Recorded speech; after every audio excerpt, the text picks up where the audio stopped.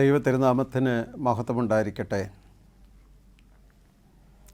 കർത്താവിൽ പ്രിയപ്പെട്ട സ്നേഹിതരെ,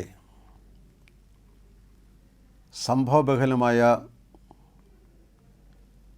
2023 നമ്മെ കടന്നുപോയിട്ട് നമ്മുടെ ആയുസ്സിൽ കണ്ടിട്ടില്ലാത്ത 2024 നാളുകളിലൂടെ നാം കടന്നു പോവുകയാണല്ലോ. കഴിഞ്ഞൊരു വർഷം ഈ ലോകത്തിൽ എന്തൊക്കെ സംഭവവികാസങ്ങളുണ്ടായി. കഴിഞ്ഞൊരു വർഷം നമ്മുടെ ഈ ഇന്ത്യ മഹാരാജ്യത്ത് എന്തൊക്കെ സംഭവങ്ങൾ ഉണ്ടായി. കഴിഞ്ഞൊരു വർഷം നമ്മുടെ സംസ്ഥാനത്ത് എന്തൊക്കെ പ്രത്യേകതകളുണ്ടായി. കഴിഞ്ഞൊരു വർഷം നമ്മുടെ കുടുംബത്തിൽ എന്തൊക്കെ സംഭവങ്ങളുണ്ടായി. കഴിഞ്ഞൊരു വർഷം നമ്മുടെ കുടുംബത്തിലെ പ്രിയപ്പെട്ട എത്ര പേർ മരണം വഴിയായി ശവപ്പെട്ടിക്ക് ഇരയായി മാറ്റപ്പെട്ടു. കഴിഞ്ഞൊരു വർഷം നമ്മുടെ എത്രയോ പ്രിയപ്പെട്ടവർ ശാരീരിക അസ്വസ്ഥതകളാൽ ആശുപത്രികളിലും ഭവനങ്ങളിലുമായി തിരിഞ്ഞിടം മറിഞ്ഞിടക്കുവാൻ നിവൃത്തിയില്ലാതെ നിലവിളിക്കുന്നുണ്ട്. കഴിഞ്ഞൊരു വർഷം നമ്മുടെ കുഞ്ഞുങ്ങളുടെ ജീവിതത്തിൽ എന്തെല്ലാം സംഭവങ്ങളുണ്ടായി. കഴിഞ്ഞൊരു വർഷം നമ്മുടെ ഔദ്യോഗിക ജീവിതത്തിൽ എന്തെല്ലാം സംഭവിച്ചു. ശാന്തമായി ആലോചിക്കാനും ചിന്തിക്കാനുമുള്ള സന്ദർഭങ്ങളാണിതെല്ലാം. ഒരു വർഷം കഴിയുമ്പോൾ ജനുവരി തുടങ്ങുന്നു, പുതിയൊരു വർഷത്തിലേക്ക് കടക്കുന്നു. ഇത് വെറുമൊരു ആഘോഷമോ, ഇത് സ്വാഭാവികമായി കടന്നു പോകുന്ന ഏതാനും ദിവസങ്ങളാണെന്ന് ചിന്തിക്കാതെ പുതിയ വർഷത്തിലേക്ക് കടക്കുമ്പോൾ ഒന്നാമത് കഴിഞ്ഞൊരു വർഷം ദൈവം നടത്തിയ അത്ഭുതകരമായ കൃപകൾക്കായി ദൈവത്തെ നന്ദിയോടെ സ്തുതിക്കണം. രണ്ടാമത്, ഈ വർഷം എന്തൊക്കെ സംഭവിക്കുമെന്ന് നമുക്കറിയില്ല. എന്ത് സംഭവിച്ചാലും ഞാൻ എൻ്റെ കർത്താവിൻ്റെ കരങ്ങളിലാണ് എന്ന ബോധ്യത്തോടെ ജീവിതം ക്രമീകരിക്കണം. മൂന്നാമത്, കഴിഞ്ഞ കാലങ്ങളിൽ സംഭവിച്ചു പോയ കുറവുകൾ എന്താണെന്ന് ശാന്തമായി അവരോട് തന്നെ നോക്കിയിട്ട് അവയെ പരിഹരിക്കാനുള്ള നടപടിക്രമങ്ങൾ പുതിയ വർഷത്തിലൂടെ കടക്കണം. വീണ്ടും പരാജയത്തിൻ്റെ നാളുകളെ ഓർത്ത് നിരാശപ്പെട്ട് ജീവിതം കളയാതെ പ്രത്യാശയോടെ മുന്നേറാൻ സാധിക്കണം. പിമ്പിലുള്ളതിനെ മറന്ന് മുമ്പിലുള്ള ലാക്കിലേക്ക് ഓടാനുള്ള ഊർജം സംഭരിക്കണം. ഇത് യോബ് പറയുന്നത് പോലെ ഒരു നെയ്ത്തോടം പോലെയാണ്. ഓടിപ്പോവുകയാണ്. ഓരോ തറികളും ഇങ്ങനെ ഓടിപ്പോവുകയാണ്. നെയ്ത്തുകാരൻ്റെ നെയ്ത്ത് ഓടം പോലെ ഓടിപ്പോവുകയാണ്. അതിനകത്തെ ഒരു ഇഴപ്പശക് വന്നാൽ ആ തുണി മുഴുവൻ കുഴപ്പമാകും. ഇഴപ്പശകൾ കൂടാതെ മുമ്പേറാൻ നമുക്ക് ഈ പുതിയ വർഷം സാധിക്കട്ടെ എന്ന് ആമുഖമായി ആശംസിക്കുന്നു. പുതിയ വർഷത്തിൽ ശ്രദ്ധിക്കാനും സൂക്ഷിക്കാനുമുള്ള ചില വാക്കുകൾ ശ്രദ്ധയിൽപ്പെടുത്തട്ടെ. ഒന്നാമത്, ആവർത്തന പുസ്തകം 6-ാം അധ്യായം 10 മുതൽ 12 വരെയുള്ള വാക്യങ്ങൾ ഇങ്ങനെയാണ്. നിൻ്റെ ദൈവമായ യഹോവ നിനക്ക് തരുമെന്ന് അബ്രഹാം, ഇസഹാക്ക്, യാക്കോബ് എന്ന പിതാക്കന്മാരുടെ സത്യം ചെയ്ത ദേശത്തേക്ക് നിന്നെ കൊണ്ടുചെന്നു.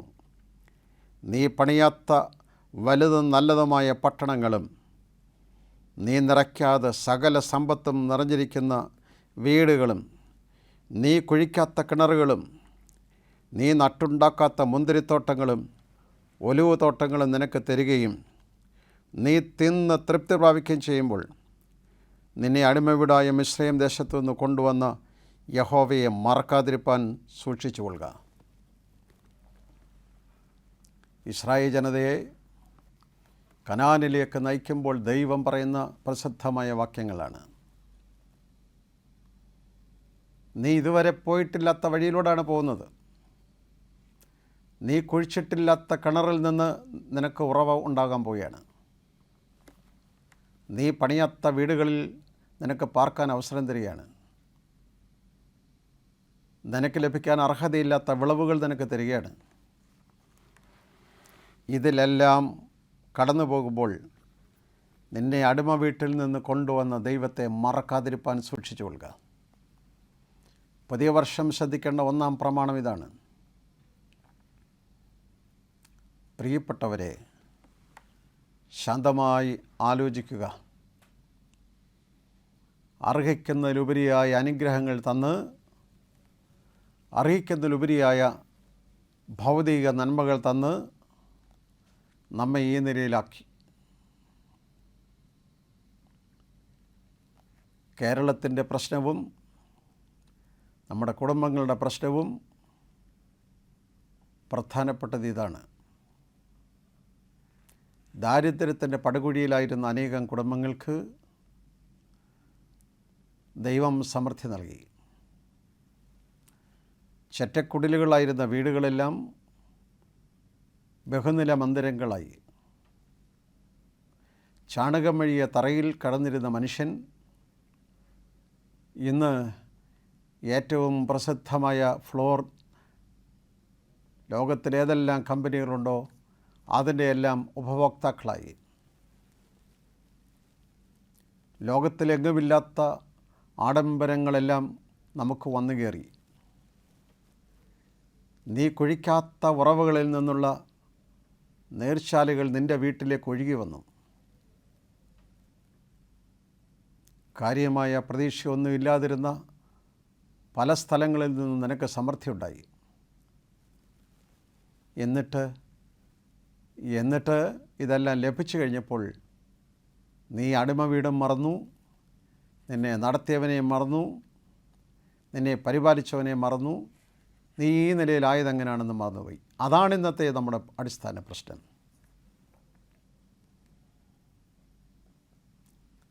നടത്തിയവനെയും നടത്തിയതിനെയും മറക്കുന്ന മനുഷ്യ സമൂഹം. ഇവിടെ ഓർപ്പിക്കുന്നത്, നീ പുതിയ നാട്ടിലേക്ക് ചെല്ലുമ്പോൾ, പുതിയ വർഷത്തിലേക്ക് ചെല്ലുമ്പോൾ ഇത് തന്നവനെയും നടത്തിയവനെയും നീ എവിടെ നിന്ന് വന്നു എന്നത് മറന്നുപോയി എന്നുള്ളതാണ് പ്രശ്നം. അത് എല്ലാ മേഖലയിലും, അത് ആത്മീയ മേഖലയിലായാലും രാഷ്ട്രീയ മേഖലയിലായാലും സാമൂഹ്യ മേഖലയിലായാലും നമ്മളെവിടെയായിരുന്നുവെന്നും ഇപ്പോൾ എവിടെയാണെന്നും ഇതെങ്ങനെയാണ് വന്നതെന്നും നമ്മൾ മറന്നുപോയി. ഒരു ലെവലായി കഴിയുമ്പോൾ പഴയതെല്ലാം മറക്കാനാണ് ശ്രമിക്കുന്നത്. അതാരും ഓർപ്പിക്കാതിരിക്കാനാണ് നമ്മുടെ ശ്രമം. എങ്ങനെയായിരുന്നു എന്ന് പറയുന്നത് നമുക്ക് പ്രയാസമാണ് കേൾക്കാൻ.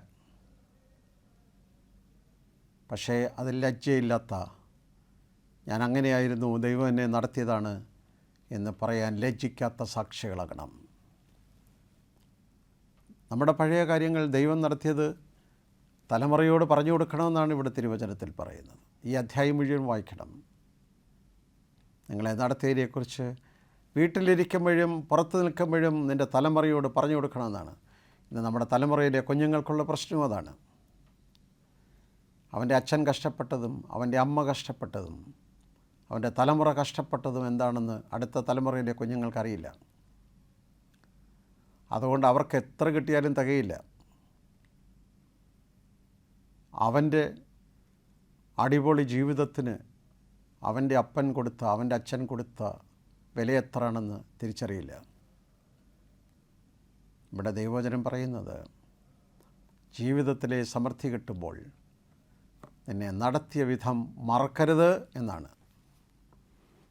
എങ്ങനെ വന്നുവെന്ന് മറന്നു പോകുന്നതാണ് ഇന്നത്തെ അടിസ്ഥാന പ്രശ്നം. സമൃദ്ധിയിൽ ദൈവത്തെ മറക്കാതിരിക്കാൻ ഓർക്കുക. ഒരു കാലത്ത് പ്രയാസങ്ങളുണ്ടായിരുന്നത് കൊണ്ട്, പട്ടിണി ഉണ്ടായിരുന്നതുകൊണ്ട്, ദാരിദ്ര്യം ഉണ്ടായതുകൊണ്ട് ദൈവത്തെ വിളിക്കുമായിരുന്നു. ഇന്നിപ്പോൾ പലരുടെയും വിചാരം, ഇതൊന്നും പ്രശ്നമില്ല എനിക്ക്, അതുകൊണ്ട് ഇതിൻ്റെ ആവശ്യമില്ല എന്നാണ്. മരിച്ചാൽ പോലും, പ്രിയപ്പെട്ടവർ മരിച്ചാൽ പോലും കരയാതിരിക്കുന്ന ഒരു സമൂഹത്തിലേക്ക് മാറി. വികാരങ്ങളില്ലാത്ത മനുഷ്യരായി മാറി. ഒരു കാലത്ത് ഭർത്താവ് മരിച്ചു പോയാൽ, അയ്യോ വീടിന് എങ്ങനെ കഴിയും, എങ്ങനെ ആദായം ഉണ്ടാകും, എങ്ങനെ ദൈനംദിന കാര്യങ്ങൾ നടക്കും എന്നുള്ളതിന് മനപ്രയാസപ്പെട്ട് കരയുന്ന ഭാര്യമാരുണ്ടായിരുന്നു. ഇന്ന് ജീവിക്കാൻ സമൃദ്ധി കൂടിയായതുകൊണ്ട് അയാൾ മാറിക്കിട്ടിയ സന്തോഷമെന്ന് കരുതുന്ന ഒരു ചെറിയ കൂട്ടമെങ്കിലും ഇന്ന് ഭൂമിയിലുണ്ട്. പക്ഷേ നിന്നെ നടത്തിയ വിധവും മറക്കരുത്. സമൃദ്ധിയിൽ ദൈവത്തെ മറക്കാതിരിപ്പാൻ സൂക്ഷിക്കാം. 2 ആവർത്തന പുസ്തകം 8-ാം അധ്യായം 17-ാമത്തെ വാക്യം ഇങ്ങനെയാണ്: എൻ്റെ ശക്തിയും എൻ്റെ കൈയുടെ ബലവും ഈ സമ്പത്തുണ്ടാക്കി എന്ന് നിൻ്റെ ഹൃദയത്തിൽ പറയാതിരിപ്പാനും സൂക്ഷിച്ചോളണം. എൻ്റെ ശക്തിയും എൻ്റെ കൈയുടെ ബലവും ഈ സമ്പത്തുണ്ടാക്കി എന്ന് ഹൃദയത്തിൽ പറയാതിരിപ്പാനും സൂക്ഷിച്ചോളണം. നമ്മളിന്ന് നമുക്കെന്തുണ്ടായാലും അത് എൻ്റെ ശക്തിയും എൻ്റെ കൈയുടെ ബലവും എൻ്റെ താലന്തും കൊണ്ടുണ്ടാക്കിയതാണ് എന്നാണ് നമ്മുടെ അഹങ്കാരം. ശരിയായിരിക്കും. നിൻ്റെ അധ്വാനമുണ്ട്, നിൻ്റെ ബുദ്ധിയുണ്ട്, നിൻ്റെ ശക്തിയുണ്ട്, നിൻ്റേതായ പ്ലാനിംഗ് ഉണ്ട്. അതെല്ലാം 100% അംഗീകരിക്കുമ്പോൾ തന്നെ എൻ്റെ മഹത്വം കൊണ്ട്, എൻ്റെ ശക്തി കൊണ്ട് ഇതെല്ലാം ഉണ്ടായി എന്ന് പറയരുത്. നിന്നോടൊപ്പം സ്കൂളിൽ പഠിച്ചപ്പോൾ നിന്നേക്കാൾ കൂടുതൽ മാർക്ക് കിട്ടിയ എത്രയോ പേർ ഇന്ന് നിന്നേക്കാൾ ജീവിത നിലവാരം താഴ്ന്നു കഴിയുകയാണ്. നിന്നോടൊപ്പം കോളേജിൽ പഠിച്ചപ്പോൾ നിന്നേക്കാൾ കൂടുതൽ മാർക്ക് കിട്ടിയ എത്രയോ പേർക്ക് ഒരു ഗതിയില്ലാതെ പോയിട്ടുണ്ട്. കുഞ്ഞെ, നിൻ്റെ സമ്പത്ത് കൊണ്ടല്ല, നിൻ്റെ കൈയുടെ ബലം കൊണ്ടല്ല, നിൻ്റെ ശക്തി കൊണ്ടല്ല, നിനക്ക് ലഭിച്ച ചില അവസരങ്ങളും നിനക്ക് ലഭിച്ച ചില കൃപകളും നിനക്ക് ലഭിച്ച അനുഗ്രഹങ്ങളുമാണ്. നീ ഇതൊന്നും നേടിയതല്ല, അവൻ തന്നതാണ് എന്ന വിചാരം നിന്നെ ഭരിക്കണം. പുതിയ വർഷത്തിൽ കിടക്കുമ്പോൾ നിന്നതല്ല, അവൻ എന്നെ നിർത്തിയതാണ്. ഞാൻ നേടിയതല്ല, അവൻ എനിക്ക് തന്നതാണ്. നിന്നോടൊപ്പം ഉണ്ടായിരുന്ന, ആരോഗ്യമുണ്ടായിരുന്ന എത്രയോ പേർ ഒരു ചെറിയ രോഗാണു കയറി ആരോഗ്യം ക്ഷയിച്ച് പുഴുവിനെ പോലെ കിടക്കയിൽ നിന്ന് എഴുന്നേൽക്കാൻ മേലാതെ കിടപ്പുണ്ട് എന്ന സത്യം വിസ്മരിക്കരുത്. നിൻ്റെ കൈയുടെ ബലം എൻ്റെ ശക്തിയാൽ ഇതെല്ലാം ഉണ്ടാക്കി എന്ന് പറയാതിരിപ്പാൻ സൂക്ഷിക്കണമെന്ന് അന്ന് പറഞ്ഞത് ഇന്ന് 100% ഓർത്തിരിക്കേണ്ടതാണ്. 3-മതായി, പുതിയ വർഷത്തിലേക്ക് കടന്നിരിക്കുമ്പോൾ ശ്രദ്ധിക്കേണ്ട കാര്യം, ലൂക്കോസ് 12-ാം അധ്യായം 15-ാം വാക്യം ഇങ്ങനെയാണ് പറയുന്നത്: പിന്നെ അവരോട്, സർവ്വദ്രവ്യാഗ്രഹവും സൂക്ഷിച്ച് ഒഴിഞ്ഞുകൊള്ളുവിൻ. ഒരുത്തന് സമൃദ്ധി ഉണ്ടായാലും അവൻ്റെ വസ്തുവകയല്ല ജീവൻ്റെ ആധാരം. പുതിയ വർഷത്തിലേക്ക് കടന്നിരിക്കുമ്പോൾ ഓർക്കാനുള്ള 3-ാം പ്രമാണം, അവന് എത്ര സമൃദ്ധി ഉണ്ടായാലും അവൻ്റെ വസ്തുവകയല്ല ജീവൻ്റെ ആധാരം. വസ്തുവിന് ആധാരം വേണമായിരിക്കാം, പക്ഷെ ഒരുത്തൻ്റെ ജീവൻ്റെ ആധാരം വസ്തുവകയല്ല. നമ്മളിന്ന് ശ്രദ്ധിച്ചു നോക്കിയാൽ അറിയാം, ഒരു കാലത്ത് വസ്തുവകകൾ ധാരാളം ഉണ്ടായിരുന്നവർ ഇന്ന് ആ വസ്തുവകകൾ കൊണ്ട് ഒരു പ്രയോജനമില്ലാതെ ജീവിക്കുകയാണ്. ഒരു കാലത്ത് വസ്തുവകയ്ക്ക് വേണ്ടി ജീവൻ കളഞ്ഞ് ഓടി നടന്നവർ ഇന്ന് ഈ വസ്തുവക ആർക്കും വേണ്ടാതിരിക്കുകയാണ്. കേരളത്തിൻ്റെ തന്നെ സ്ഥിതിയാണ്. വളരെ സമൃദ്ധിയോടെ അവിടെ ഇവിടെയൊക്കെയായി വസ്തു സമ്പാദിച്ചിട്ടുള്ളവർ ഇന്നത് ആരും നോക്കാനില്ലാതെ കഴിയാണ്. വിശാലമായ കോമ്പൗണ്ട് വാൾ കെട്ടി വിസ്തൃതമായ വീട് പണിതിട്ടിരിക്കുന്ന പല സ്ഥലങ്ങളിലും ഫോർ സെയിൽ ബോർഡ് കാണാം. ആരും വാങ്ങാനില്ലാത്തൊരവസ്ഥ. എന്നാൽ അവിടെയൊക്കെ ആ വലിയ വിശാലമായ വീടിനകത്ത് പുഴുക്കളെപ്പോലെ എഴഞ്ഞു കിടക്കുന്ന പ്രായമായ ചില അച്ഛനും അമ്മയും മാത്രം കഴിയുന്ന വീടുകളുണ്ട്. എനിക്ക് അവിടെ ഇവിടെ എല്ലാം വസ്തുവകളുണ്ട്, പക്ഷേ ജീവന് ഇതൊന്നും പ്രയോജനപ്പെടുന്നില്ല. ഒരു നേരത്തെ മരുന്നെടുത്തു തരാൻ ആളില്ലാതെ വിഷമിക്കുന്ന ധാരാളം പ്രിയപ്പെട്ടവർ. നിൻ്റെ വസ്തുവകയുടെ ഒരു പ്രമാണം കൊടുത്താലൊന്നും ഇത് നടക്കില്ല. അപ്പോൾ വസ്തുവക വേണ്ടെന്നല്ല, പക്ഷേ വസ്തുവകയല്ല ജീവൻ്റെ ആധാരം. ജീവൻ്റെ ഉറവിടം ക്രിസ്തുവാണ്. ആ ദൈവസാന്നിധ്യമുള്ളവർക്ക് മാത്രമേ ഈ വസ്തുവക കൊണ്ടും പ്രയോജനം ഉണ്ടാവുള്ളൂ. അല്ലെങ്കിൽ നിൻ്റെ വസ്തുവക ആർക്കും പ്രയോജനമില്ല. പുതിയ വർഷത്തിലേക്ക് കടന്നിരിക്കുമ്പോൾ നമ്മൾ ശ്രദ്ധിക്കേണ്ട മൂന്നാം പ്രമാണം ഇതാണ്. ഒന്ന്, സമൃദ്ധിയിൽ നടത്തിയ ദൈവത്തെ മറക്കാതിരിപ്പാൻ ശ്രദ്ധിക്കുക. രണ്ട്, എൻ്റെ ശക്തിയാൽ ഇതെല്ലാം ഉണ്ടാക്കി എന്ന് പറയാതിരിപ്പാൻ ശ്രദ്ധിക്കുക. മൂന്ന്, ജീവൻ്റെ ആധാരം വസ്തുവകയല്ല എന്ന് തിരിച്ചറിഞ്ഞ് വസ്തുവകയ്ക്ക് വേണ്ടി ജീവൻ കളയാതിരിപ്പാനും വല്ലവൻ്റെ ജീവൻ അപഹരിക്കാതിരിപ്പാനും ശ്രദ്ധിക്കുക. 4, പുതിയ വർഷത്തിലേക്ക് കടന്നിരിക്കുമ്പോൾ മത്തായി സുവിശേഷം 18-ാം അധ്യായം 10-ാമത്തെ വാക്യം, ഈ ചെറിയവരിൽ ഒരുത്തന് തുച്ഛീകരിക്കാതിരിപ്പാൻ സൂക്ഷിച്ചുകൊള്ളുവൻ. പുതിയ വർഷത്തിലേക്ക് കടക്കുമ്പോൾ ധാരാളം ചെറിയവരുണ്ട് നമ്മുടെ ചുറ്റും. അവരെ തുച്ഛീകരിക്കരുത്. ചില സാഹചര്യം കൊണ്ട് സാമ്പത്തിക പ്രതിസന്ധിയിലായിപ്പോയവരുണ്ട്. ചില സാഹചര്യം കൊണ്ട് നമ്മുടെ വീട്ടിൽ പണിക്ക് വരാൻ നിർബന്ധിതരായിട്ടുള്ളവരുണ്ട്. ചില സാഹചര്യം കൊണ്ട് നിൻ്റെ വീട് അടിച്ചു വാരാൻ ചില ആളുകൾക്ക് വരേണ്ടി വന്നിട്ടുണ്ട്. ചില സാഹചര്യം കൊണ്ട് നമ്മുടെ വീട്ടിൽ ചെറിയ പണിക്ക് വരാൻ ചിലർക്ക് നിർബന്ധരായിട്ടുണ്ട്. പക്ഷേ അവരും വ്യക്തിത്വമുള്ളവരാണ്, അവരിലും ദൈവസാന്നിധ്യമുള്ളവരാണ്, അവരിലും ദൈവസാദൃശ്യമുള്ളവരാണ്. അതുകൊണ്ട് അവരെ തുച്ഛീകരിക്കരുത്. അവരും മനുഷ്യജീവിതങ്ങളാണ്. ഇത് തിരിച്ചറിയേണ്ടതാണ്. ഇവിടെ പറയുന്നത് സ്വർഗത്തിലെ മാലാഖ, അവർക്കും ഒരു മാലാഖയുണ്ട്. അവർക്കൊരു മാലാഖയുണ്ട്. നിനക്കുമുള്ള മാലാഖ പോലെ തന്നെ അവനൊരു മാലാഖയുണ്ട്. നിവൃത്തിയില്ലാത്തവനും ഈ മാലാഖയുണ്ട്. അത് കാശ് കൊടുത്ത് മേടിച്ചു വെക്കുന്നതല്ല. പുതിയ വർഷത്തിലേക്ക് കിടക്കുമ്പോൾ കർത്താവേ, എൻ്റെ ഒരു വാക്കുകൊണ്ട്, എൻ്റെ ഒരു പ്രവൃത്തി കൊണ്ട്, എൻ്റെ ഒരു ശുശ്രൂഷ കൊണ്ട് എളിയവരെ തുച്ഛീകരിക്കാതിരിപ്പാൻ. അതുകൊണ്ടാണ് തിരുവചനം പറയുന്നത്, എളിയവരെ ആദരിക്കുന്നവൻ ഭാഗ്യവാൻ.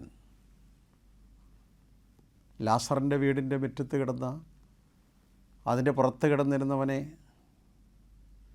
പക്ഷേ ലാസറിനെ എല്ലാവരും അവൻ്റെ അവിടെ ഉണ്ടായിരുന്ന ധനവാൻ അവനെ തള്ളി ഓടിച്ചില്ല, അവനെ ഉപദ്രവിച്ചില്ല, അവിടുന്ന് എഴുന്നേറ്റ് പോടാന്ന് പറഞ്ഞ് അവനെ ബഹളം ഉണ്ടാക്കിയില്ല. അതൊക്കെ ശരിയാണ്. അത് നമ്മളെക്കാളൊക്കെ എത്രയോ ശ്രേഷ്ഠനാണ് ധനവാൻ. എങ്കിലും ശ്രദ്ധിക്കേണ്ടത്, എളിയവരെ തുച്ഛീകരിക്കാതിരിപ്പാൻ ഈ നാളുകളിൽ ശ്രദ്ധിക്കണം. പുതിയ വർഷത്തിലേക്ക് കടക്കുമ്പോൾ ശ്രദ്ധിക്കേണ്ടത് അതാണ്. നമുക്ക് ദൈവം തന്നിട്ടുള്ള റിസോഴ്സസ് ഷെയർ ചെയ്യാൻ വേണ്ടി കൂടെ ഉള്ളതാണ് എന്ന് ഓർത്തിരിക്കേണ്ടതാണ്.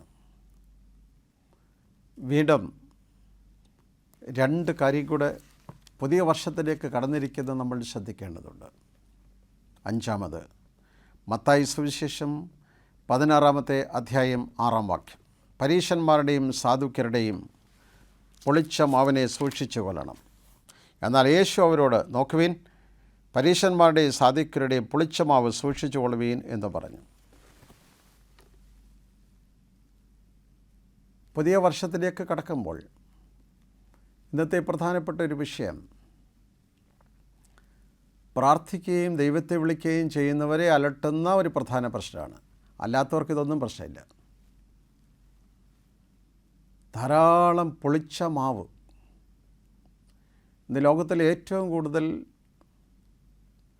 കച്ചവടം നടക്കുന്നത് ആത്മീയ വ്യാപാരമാണ്. ആത്മീയ വ്യാപാരം എന്ന് പറഞ്ഞാൽ ആത്മീയ വ്യാപാരത്തിൻ്റെ പേരിൽ മനസ്സമാധാനമായി കഴിഞ്ഞിരുന്ന അനേക കുടുംബങ്ങളിൽ അസ്വസ്ഥതകൾ മുളയ്ക്കുകയാണ്.